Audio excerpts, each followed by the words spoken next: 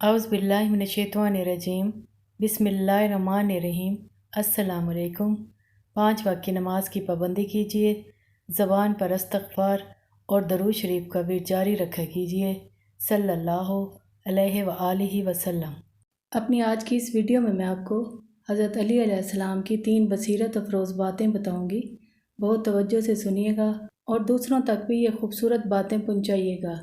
हज़रत अली अलैहिस्सलाम के पास एक यहूदी आया और कहा, मैंने सुना है कि आप मुसलमान जब इबादत करते हो तो बुरे बुरे ख़यालात आते हैं, जबकि हम इबादत करते हैं तो हमें नहीं आते। हज़रत अली अलैहिस्सलाम ने जवाब में फ़रमाया, अगर एक फ़कीर का घर हो और एक अमीर का घर हो तो चोर कहाँ जाएगा? यहूदी ने कहा, अमीर के घर में।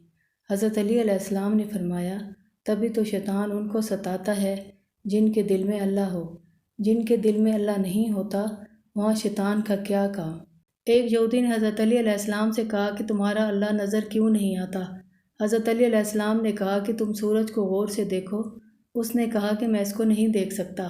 हज़रत अली अलैहिस्सलाम ने फरमाया कि तुम सूरज को देख नहीं सकते तो सूरज बनाने वाले को कैसे देख सकोगे? हज़रत अली अलैहिस्सलाम से पूछा गया कि जानवर और इंसान में क्या फ़र्क है? आप अलैहिस्सलाम ने फरमाया कि जो सिर्फ़ अपने लिए सोचे वो जानवर है और जो दूसरों के लिए सोचे वो इंसान है।